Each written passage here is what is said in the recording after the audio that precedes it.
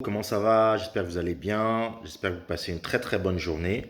Euh, Écoutez, aujourd'hui, je vais vous parler d'un sujet qui est très important pour votre développement personnel. Mais avant vraiment de commencer, abonnez-vous à la chaîne. Abonnez-vous à la chaîne si vous n'êtes pas encore abonné. Et let's go. Écoutez, euh, beaucoup de gens pensent que Rome s'est fait en une seule journée. Beaucoup de gens pensent que il suffit de mener une seule action et les résultats vont être observés immédiatement. Ce qui n'est absolument pas vrai. Il faut vraiment prendre le temps de suivre le process et de faire les choses pas à pas. La plupart d'entre nous veulent brûler les étapes.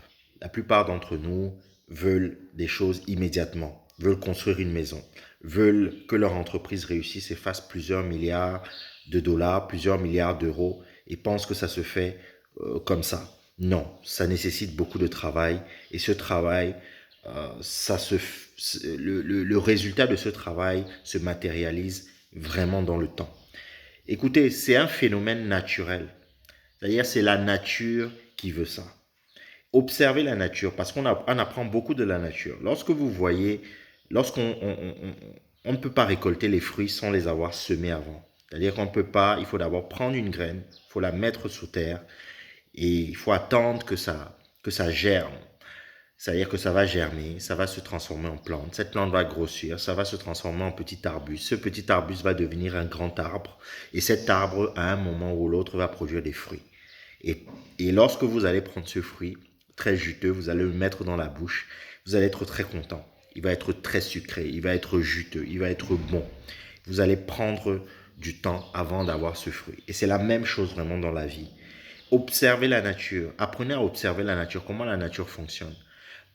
Euh, Lorsque un enfant naît, il faut 9 mois de gestation dans le ventre d'une femme. Il faut 9 mois de gestation. Si vous voulez votre enfant en un seul mois, c'est pas en mettant enceinte 9 femmes que vous allez avoir un enfant en un seul mois. Non, vous devez prendre ce temps. Vous devez prendre ce temps. C'est vraiment de la patience. La nature est faite de cette manière. C'est-à-dire que l'embryon va se développer jusqu'au neuvième mois. Et après, au neuvième mois, la femme va sortir l'enfant.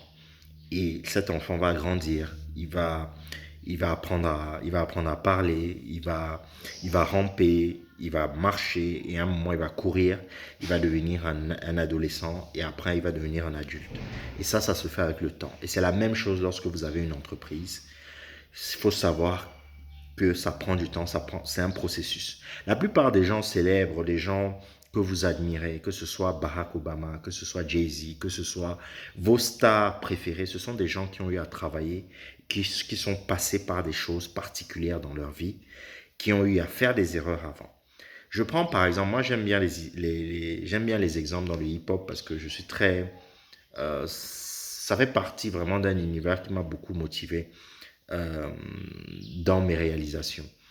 Vous voyez aujourd'hui un mec comme Jay-Z qui vend la moitié de sa société Armand de Brignac au groupe LVMH, Louis Vuitton, Moet Tennessee. Mais il faut savoir que lorsque Jay-Z a commencé, il a fait son business, il a fait ses business en fait dans des milieux peu recommandables, bon, dans la vente de stupéfiants. Il a grandi dedans. Après, il a quitté ça, il a fait de la musique. Quand il a fait de la musique, il a été rejeté par pas mal de labels jusqu'à ce que, avec ses partenaires, ils décident eux-mêmes de créer leur propre label. Ce label s'est développé, Rockefeller. Ce label s'est développé. Et après, à l'issue de ce label, ils ont fait des tournées, ils ont fait plein de choses. Ils ont développé une marque de vêtements, Rocawear. Cette marque de vêtements s'est développée. Après, ils l'ont revendu. Après, il est devenu président de Def Jam Island. Après, etc., etc. Il a développé d'autres affaires. Mais avant, vous saviez qu'ils avaient développé une marque de vodka à une époque qui s'appelait Armadale. Est-ce que vous saviez ça? Non. Et cette marque n'a pas très bien marché à l'époque. Et c'était déjà il y a 20 ans. Et vous savez que le fait d'avoir développé ce type d'activité, ça lui a appris beaucoup pour la suite. Ça lui a appris beaucoup pour la suite. Justement, il a eu à faire des erreurs, il a eu à avoir des échecs, parce qu'on apprend beaucoup plus de ses échecs que de ses réussites.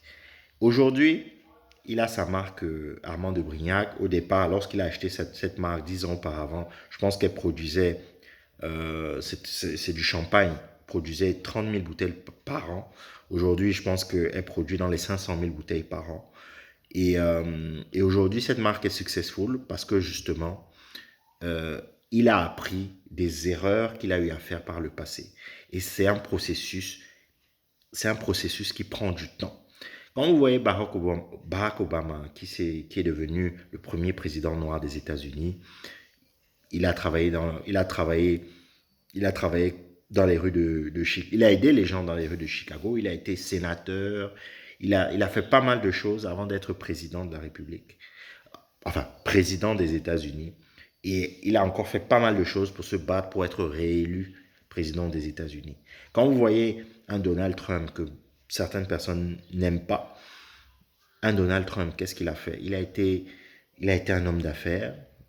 Il a été un homme d'affaires. Bon, il sortait d'une famille quand même assez aisée, mais il a eu à faire faillite, il a eu à perdre des affaires, il a eu à faire faillite, il a eu à se relever. Et en se relevant, il s'est développé, il a été une star de la télé-réalité, star de la télé, il a eu des programmes télé, on va dire, il a créé des golfs, il a fait plein, plein, plein de choses avant un jour de se lancer à la course pour la présidence et de devenir président des États-Unis. Pourquoi ces exemples? Vraiment, ce sont des exemples que j'ai pris en vrac. Ces exemples sont là pour vous montrer qu'en fait, les gens viennent de quelque part, en fait. Arrêtez de penser que l'overnight success, c'est quelque chose d'établi. Non, il n'y a pas d'overnight success. Un succès, ça se prépare, ça se travaille.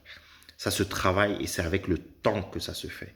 Donc, il faut savoir que les choses se font petit à petit. C'est à travers les erreurs que vous faites, à travers les petits pas que vous faites au cours de vos vies, à travers tout ça là, qu'à un moment, les portes s'ouvrent.